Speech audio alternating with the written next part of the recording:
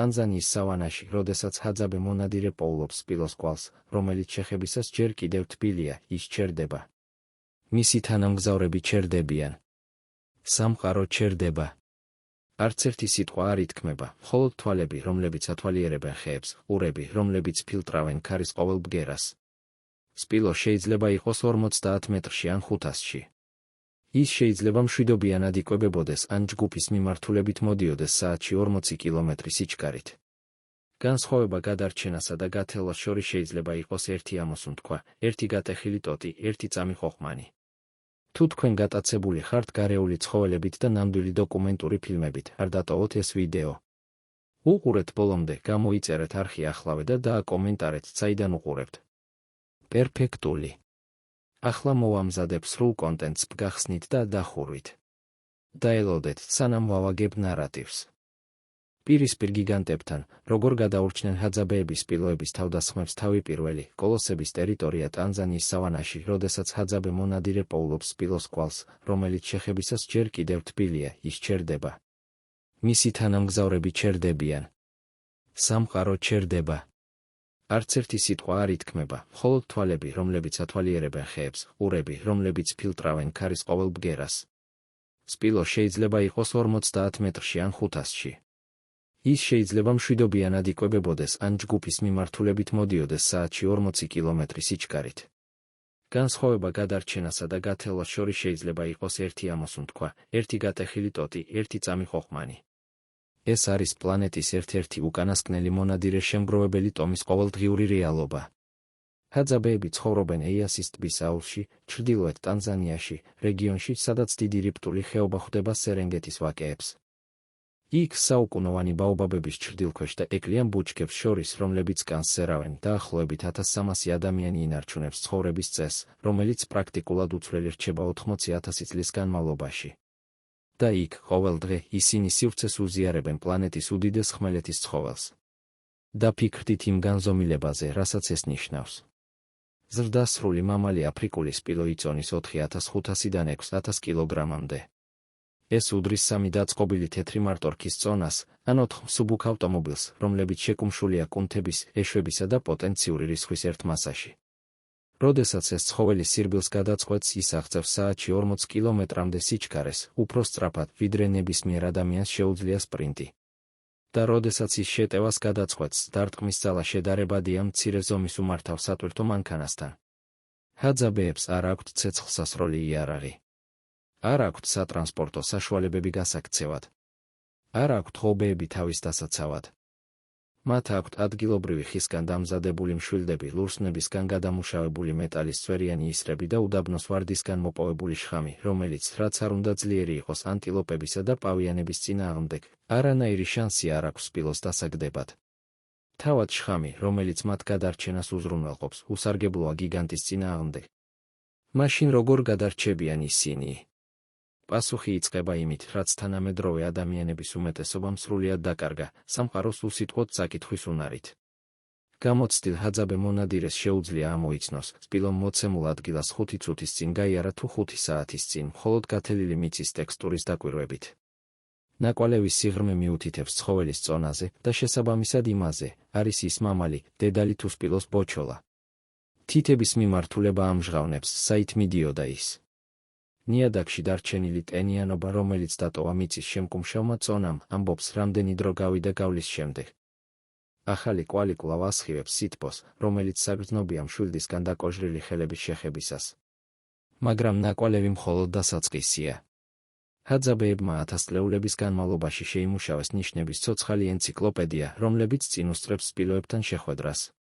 ხეები აძრობილი ქერქით მიუთითებს ბოლოდროინდელ კვებაზე, სპილო დღეში 250 კილოგრამამდე მცენარეულობას მოიხმარს, რაც მის კვალზე აშკარა ნიშნებს ტოვებს. კონკრეტულ სიმაღლეზე გატეხილი ტოტები ამჟღავნებს, ცხოველმა ხორთუმი გამოიყენა მათ მისაწვდომად თუ ეშვები. ჯერ კიდევ ნოტიო და აორთქლებადი ფეკალიები ნიშნავს დაუყოვნებლივ სიახლოვეს. და ყველა ნიშანზე ყველაზე გადამწყვეტი, ხმა. სპილოები ურთიერთობენ დაბალი სიხშირის ვოკალიზაციით, ნაწილობრივ ინფრაბგერითით, რომელსაც შეუძლია იმოგზაუროს 10 კილომეტრამდე იდეალურ პირობებში. ეს არის ღრმა გუგუნი ვიბრაციები, რომლებიც თითქოს თავად მიწიდან ამოდის. გაწვრთნილ ყურს შეუძლია ამ ბგერების დაფიქსირება მანამ, სანამ ცხოველი ხილული გახდება და რაც მთავარია, შეუძლია მათი მნიშვნელობის ინტერპრეტაცია. მოკლე და განმეორებადი გუგუნი მიუთითებს მშვიდ კომუნიკაციაზე ნახირის წევრებს შორის. დაბალი და ხანგრძლივი ღრიალი მიანიშნებს აღგზნებაზე. და როდესაც დედალი ბოჩოლასთან ერთად გამოსცემს იმ კონკრეტულ ხორხის მიერ ხმას, ყველა ჰაძაბე მიცის, გაუჩინარების დროა. გაუჩინარება. ეს არის საკვანძო სიტყვა. ჰაძაბეები არ უპირისპირდებიან სპილოებს. არ ცდილობენ მათ შეშინებას. არ ხმაურობენ მათ დასაფრთხობად. ისინი აკეთებენ ზუსტად საპირისპიროს იმისა, რასაც თანამედროვე გადარჩენის ინსტინქტი უკარნახებდათ. ისინი ხდებიან უხილავები. დაფიქრდით, რას მოითხოვს ეს. მონადირეების ჯგუფი სავანაში გარეულ ღორს გვალავს, როდესაც აღწერილი ნიშნებით ხვდებიან, რომ სპილოები არიან ტერიტორიაზე. ნებისმიერი ადამიანის პირველი იმპულსი იქნებოდა გაქცევა. მაგრამ გაქცევა არის სწორედ ის, რაც იწვევს სპილოს შეტევას. სწრაფი მოძრაობა ცხოველში აქტიურებს მტაცებლურ და თავდაცვით ინსტინქტებს. ადამიანს, რომელიც გარბის საათში 12 კილომეტრი სიჩქარით გაქცეული ზრდასრული ადამიანის საშუალო სიჩქარე, სპილო წამებში დაეწევა. არ არსებობს საკმარისად მაღალი ხე, რომელზეც დროულად ახვალთ. არ არსებობს საკმარისად ხშირი ბუჩქი დასამალად. ამიტომ ჰაძაბეები აკეთებენ რაღაც არალოგიკურს. ისინი ჩერდებიან. ნელა იხრებიან. და იცდიან. სპილოს აქვს ცნობილად სუსტი მხედველობა. მის პატარა თვალებს, რომლებიც მასიური თავის გვერდებზეა განლაგებული, შეუძლიათ მოძრავი ფორმების გარჩევა, მაგრამ უჭირთ სტატიკური ობიექტების დანახვა. ევოლუციური კომპენსაცია მოვიდა არაჩვეულებრივი ყნოსვის სახით, სპილოებს შეუძლიათ წყლის აღმოჩენა კილომეტრების მანძილზე და სხვა ცხოველების იდენტიფიცირება სუნით ბევრად ადრე, ვიდრე მათ დაინახავენ. მაგრამ ყნოსვა დამოკიდებულია ქარზე. და ჰაძაბეებმა იციან ქარის წაკითხვა ისე, როგორც დედამიწაზე ცოტა ხალხმა. ნებისმიერ ნადირობამდე, სავანაში ნებისმიერ მოძრაობამდე, ჰაძაბე ამოწმებს ქარის მიმართულებას. ეს კეთდება მარტივი გზებით, მტვრის მოძრაობაზე დაკვირვებით, სახის ნოტიო კანზე ჰაერის შეგრძნებით, ან უბრალოდ მშრალი მიწის პეშვით აღებით და მისი დაფანტვით. ქარს მიაქვს ადამიანის სუნი. თუ ქარი სპილოს მიმართულებით უბერავს, ადამიანი აღმოჩენილი იქნება. თუ სპილოდან ადამიანისკენ უბერავს, არსებობს შანსი შეუმჩნეველი დარჩეს. გარემოს ეს მუდმივი კითხვა ქმნის ჩუმცეკვას მტაცებლებსა და მსხვერპლებს შორის, რომელიც ათასწლეულებია მეორდება. ჰაძაბეები ლანდშაფტში მოძრაობენ როგორც აჩრდილები, ყოველთვის აცნობიერებენ თავიანთ პოზიციას ქართან მიმართებაში, ყოველთვის ყურადღებით არიან ბგერების მიმართ, რომლებიც მცენარეულობიდან მოდის, ყოველთვის მზად არიან ადგილზე გაიყინონ საფრთხის პირველივე ნიშანზე. მაგრამ რა ხდება, როდესაც პრევენცია მარცხდება? არსებობს მომენტები, როდესაც მთელი დაგროვილი ცოდნის მიუხედავად, გარდაუვალი შეხვედრა ხდება. სპილო ჩნდება ბუჩქების გროვის უკნიდან. ნახირი კვეთს ზუსტად იმ გზას, რომლითაც მონადირეები აპირებდნენ წასვლას. დედალი ბოჩოლასთან ერთად ამჩნევს ადამიანის ყოფნას და წყვეტს, რომ საუკეთესო თავდაცვა თავდასხმაა.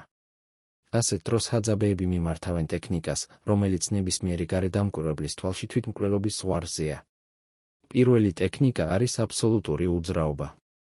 არა იმ ადამიანის ნერვიული უძრაობა, რომელიც დამალვას ცდილობს, არამედ იმის სრული უძრაობა, ვინც ლანდშაფტს ერწყმის. კონტროლირებადი სუნთქვა. მოდუნებული კუნთები. ნახევრად დახუჭული თვალები, რათა თავიდან აიცილონ ბზინვარება, რამაც შეიძლება ყურადღება მიიპყროს. ჰაძაბე მონადირეს შეუძლია დარჩეს ამ პოზიციაში 20-30-40 წუთის განმავლობაში, სანამ სპილო რამდენიმე მეტრის დაშორებით გადის. ადამიანის სუნი საბოლოოდ იფანტება, თუ არ არის მოძრაობა მის ჰაერში ასაშფოთებლად. ადამიანის ხმაქრება, თუ არ არის აჩქარებული სუნთქვა ან გულისცემა, რომელიც გადაიცემა ნიადაგის მეშვეობით, რადგან დიახ, სპილოებს შეუძლიათ იგრძნონ ვიბრაციები მიწაზე თავიანთ ფეხებში არსებული სპეციალური რეცეპტორების მეშვეობით. მეორე ტექნიკა გამოიყენება მაშინ, როდესაც უძრაობა შეუძლებელია, როდესაც სპილომ უკვე დააფიქსირა ადამიანის ყოფნა და უახლოვდება გამოსაკვლევად ან დასასხმელად. ამ შემთხვევაში ჰაძაბეები ეძებენ ბუნებრივ დაბრკოლებებს. არა ხეებს ასასვლელად, რადგან რეგიონის ხეების უმეტესობა ვერ გაუძლებს სწრაფად ამავალ ზრდასრულ ადამიანს და სპილოს შეუძლია საშუალო ზომის ხე ერთი მიწოლით წააქციოს. რასაც ისინი ეძებენ, არის კლდოვანი წარმონაქმნები, გიგანტური ტერმიტების ბუდეები, ან ის, რასაც ადგილობრივი მონადირეები უწოდებენ, ფესვიფარებს, რეგიონის გარკვეული ხეების საჰაერო ფესვები, რომლებიც ქმნიან გადახლართულ სტრუქტურებს, საკმარისად მკვრივ 6 ტონიანი ცხოველის გასაჩერებლად. ეიასის ტბის რეგიონში ტერმიტების ბუდეებმა შეიძლება მიაღწიონ 3-დან 4 მეტრამდე სიმაღლეს და 2 მეტრამდე სიგანეს ფუძეში. ეს არის წარმოუდგენლად მყარი სტრუქტურები, რომლებიც ათწლეულების განმავლობაში მილიონობით მწერის მიერაა აშენებული და წარმოადგენს ერთ-ერთ იმ მცირე ბუნებრივ დაბრკოლებას, რომელსაც სპილო უბრალოდ ვერ გაარღვევს. ჰაძაბე, რომელიც ახერხებს ტერმიტების ბუდის მოქცევას თავისა და შემტევ სპილოს შორის, იგებს ძვირფას წამებს საკმარის დროს იმისთვის, რომ ცხოველმა ინტერესი დაკარგოს ან ჯგუფის სხვა წევრებმა ყურადღების გადასატანის საშუალებები შექმნან. მესამე ტექნიკა ყველაზე სარისკოა და იშვიათად გამოიყენება, სატყუარა. როდესაც რამდენიმე ადამიანია საფრთხეში და კოლექტიური გაქცევა შეუძლებელია, ჯგუფის ერთმა ან ორმა წევრმა შეიძლება განზრახ მიიპყროს ყურადღება, საპირისპირო მიმართულებით მოძრაობით, კონტროლირებადი ხმაურით, რათა სხვებს გაქცევის საშუალება მისცენ. ეს მოითხოვს არა მხოლოდ უკიდურეს სიმამაცეს, არამედ რელიეფის ზუსტ ცოდნას. ინდივიდმა, რომელიც სატყუარად გამოდის, ზუსტად უნდა იცოდეს, საით გაიქცეს, რომელი დაბრკოლებები გამოიყენოს და რამდენ ხანს შეუძლია დისტანციის შენარჩუნება, სანამ სპილო დევნას შეწყვეტს. სპილოები, როგორც წესი, არ სდევენ ადამიანებს დიდ მანძილზე. მათი შეტევები არის ენერგიის აფეთქებები, რომლებიც მიზნად ისახავს საფრთხის განდევნას და არა ხანგრძლივ ნადირობას. თუ ადამიანი ახერხებს დისტანციის შენარჩუნებას 300-400 მეტრზე, დიდია შანსი, რომ ცხოველმა დევნა მიატოვოს.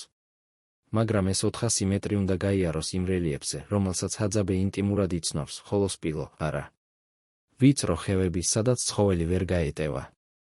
ხშირი მცენარეულობა, რომელიც ანელებს გიგანტს, მაგრამ ადამიანს გავლის საშუალებას აძლევს. დაღმართები, სადაც სპილოს წონა ნაკლად იქცევა. მთელი ეს ცოდნა არ ისწავლება საკლასო ოთახებში.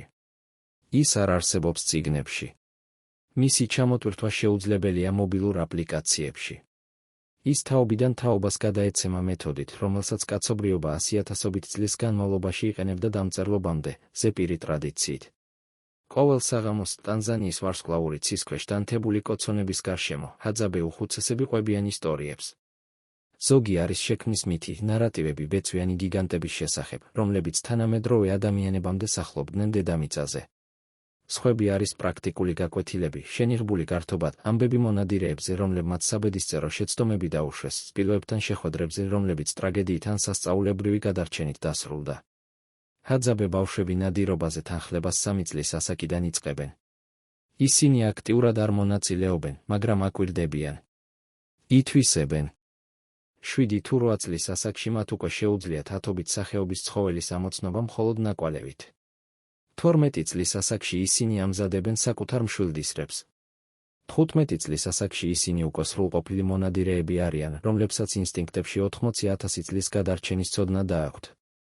მაგრამ ეს სისტემა ისეთი საფრთხის ქვეშაა, როგორიც არასდროს ყოფილა. 30 წლის წინ იაედას ველი, ჰაძაბეების ტერიტორიის გული, დუღდა ველური ბუნებით, რომელიც ნებისმიერ არსებულ ეროვნულ პარკს შეედრებოდა. სპილოები, მარტორქები, ლომები, ლეოპარდები, ზებრები, ჟირაფები და ათობით სახეობის ანტილოპა კვეთდა რეგიონს სეზონური მიგრაციებისას, რომლებიც მიჰყვებოდნენ ათასწლეულების წინ დადგენილ ნიმუშებს. ჰაძაბეებმა ეს ნიმუშები ისევე კარგად იცოდნენ, როგორც საკუთარი სხეულის რიტმები. მათ იცოდნენ, როდის ჩამოვიდოდნენ სპილოები მთებიდან წყლის საძებნელად. იცოდნენ, რომელი მარშრუტებისთვის აერიდებინათ თავი მშრალი სეზონის დროს, როდესაც ცხოველები კონცენტრირებულნი იყვნენ რამდენიმე მუდმივი წყაროს გარშემო. დღეს რეალობა რადიკალურად განსხვავებულია. ჰაძაბეებმა დაკარგეს თავიანთი ტრადიციული ტერიტორიის 90% ბოლო 5-10 წლეულის განმავლობაში. სუკუმა ფერმერები მოიწევენ სამხრეთიდან, ჩეხავენ ადგილობრივ მცენარეულობას სიმინდისა და ლობიოს დასათესად. დატო გამწყემსები, რომლებიც ჩრდილოეთისკენ სოფლის მეურნეობის გაფართოებამ გამოაძევა, თავიანთი საქონლის ფარა მოჰყავთ საძოვრად იმ ნახევრად არიდულ მიწებზე, რომლებზეც ჰაძაბეები საკვების მოსაპოვებლად იყვნენ დამოკიდებულნი. სივრცე, რომელიც ადრე ადამიანებისა და ველური ბუნების თანაარსებობის საშუალებას იძლეოდა, იკუმშება კრიტიკულ წერტილამდე. დაფიქრდით, რას ნიშნავს ეს სპილოებთან ურთიერთობისთვის. როდესაც ტერიტორია ვრცელი იყო, შეხვედრების თავიდან აცილება შესაძლებელი იყო. ჰაძაბეები უბრალოდ გადადიოდნენ იმ ადგილებში, სადაც სპილოები იმ მომენტში არ იმყოფებოდნენ. მათი საზოგადოების მომთაბარე ბუნება 20-დან 30 ადამიანამდე შემდგარი ჯგუფები, რომლებიც სეზონურად გადაადგილდებიან რესურსების ხელმისაწვდომობის მიხედვით, იძლეოდა ამ მოქნილობის საშუალებას. თუ სპილოებს ეკავათ გარკვეული რეგიონი წვიმიანი სეზონის დროს, ჰაძაბეები სხვაგან მიდიოდნენ. ყველასთვის იყო ადგილი. ახლა ეს სივრცე ქრება. სამხრეთიდან ფერმებით და ჩრდილოეთიდან საძოვრებით გარშემორტყმული ჰაძაბეები იძულებულნი არიან დარჩნენ სულ უფრო მცირე ტერიტორიებზე. და სპილოები ასევე შევიწროებულნი ჰაბიტატის დაკარგვით იკუმშებიან მიწის იმავე ფრაგმენტებში. შედეგი პროგნოზირებადია, უფრო ხშირი, უფრო დაძაბული და უფრო საშიში შეხვედრები. ტანზანიაში დაახლოებით 60,000 სპილოა, პოპულაცია, რომელიც რამდენიმე ათწლეულის წინ 300,000-ზე მეტი იყო. მიუხედავად ბრაკონიერობითა და ჰაბიტატის დაკარგვით გამოწვეული მკვეთრი შემცირებისა, 60,000 სპილო მაინც მასიურ ყოფნას წარმოადგენს ლანდშაფტში. და ეს ცხოველები სულ უფრო ხშირად შედიან კონფლიქტში ადამიანურ თემებთან მთელ ქვეყანაში. ოფიციალური ანგარიშები ყოველწლიურად აღრიცხავენ ნათესებზე შეჭრის, ქონების განადგურებისა და სიკვდილიანობის ასობით შემთხვევას როგორც ადამიანების, ისე სპილოების მხრიდან. ჰაძაბეებისთვის პრობლემა სპეციფიკურ ფორმებს იძენს. განსხვავებით ფერმერებისგან, რომლებსაც შეუძლიათ ღობეების აშენება ან სიგნალიზაციის სისტემების დამონტაჟება, ჰაძაბეებს არ აქვთ მუდმივი ინფრასტრუქტურა დასაცავად. მათი საცხოვრებლები არის ტოტებისა და ბალახისგან დამზადებული დროებითი თავშესაფრები, რომლებიც რამდენიმე საათში შენდება და ტოვებენ, როდესაც ჯგუფი გადაადგილდება. იქ არაფერია ისეთი, რისი დაცვაც სპილოსგან ღირს და დაცვის მცდელობა ნებისმიერ შემთხვევაში თვითმკვლელობა იქნებოდა. რაც ჰაძაბეებს აქვთ და რაც დაცვას საჭიროებს, არის რაღაც ბევრად უფრო ფუნდამენტური, მათი სხეულები. ჰაძაბეებთან ანთროპოლოგიური კვლევის ათწლეულების განმავლობაში მეცნიერებმა დააფიქსირეს სპილოებით გამოწვეული სიკვდილისა და მძიმე დაზიანების მრავალი შემთხვევა. კაცი, რომელიც გაიჭრით აბაობაბიდან თაფლის შეგროვებისას, სპილო ჩუმად გამოჩნდა, სანამ ის ფუტკრებით იყო დაკავებული და ჩამოსვლა ვერ მოასწრო. ქალი, რომელიც გაითელა, როდესაც მოულოდნელად წააწყდა სპილოს ხშირ მცენარეულობაში ტუბერების თხრისას. მონადირეების ჯგუფი, რომელსაც სასწრაფოდ მოუწია გაფანტვა, როდესაც მათ გზაზე ნახირი გამოჩნდა, რის შედეგადაც ახალგაზრდა წაიბორძიკა და მოხვდა ხორთუმი, რომელმაც ნეკნები გაუტეხა. ეს ისტორიები არ ჩანს ოფიციალურ სტატისტიკაში. ჰაძაბეები სამთავრობო რეგისტრაციის სისტემის მიღმა ცხოვრობენ. უმეტეს შემთხვევაში მათ არ აქვთ პირადობის მოწმობები. ისინი არ დადიან საავადმყოფოებში. როდესაც ვინმე სპილოსგან შავდება, მკურნალობა ხდება სამკურნალო მცენარეების ტრადიციული ცოდნით, ან ადამიანი უბრალოდ კვდება. იაედას ველზე არ არის სასწრაფო დახმარების მანქანები. არ არის სამაშველო ვერტმფრენები. არაფერია თემისა და მათი წინაპრების სიბრძნის გარდა. დააკვირდით, როგორ აყალიბებს ეს ჯგუფის კოლექტიურ ფსიქოლოგიას. ჰაძაბეებს არ ეშინიათ სპილოების ისე, როგორც ქალაქის ადამიანებს ეშინიათ. არ არის პანიკა, არ არის ჰისტერია, არ არის ისეთი პარალიზებელი შიში, რომელიც ჩნდება სრულიად უცნობის პირისპირ. რაც არსებობს, არის პატივისცემა, ღრმა, თითქმის რელიგიური პატივისცემა არსების მიმართ, რომელიც მათ სამყაროს იმდენი ხანია იზიარებს, რომ მათი იდენტობის განუყოფელი ნაწილი გახდა. ჰაძაბეების კოსმოლოგიაში სპილოებს განსაკუთრებული ადგილი უჭირავთ. ისინი განიხილებიან როგორც მიწის ორიგინალური ბინადრები, არსებები, რომლებიც იქ იყვნენ ადამიანებამდე და იქნებიან მათ შემდეგაც. მათზე ნადირობა ტაბუდადებულია, არა მხოლოდ იმიტომ, რომ ისრების შხამი არ მოქმედებს, არამედ იმიტომ, რომ არსებობს რაღაც ფუნდამენტურად არასწორი ასეთი ძველი და ძლიერი არსების მოკვლის მცდელობაში.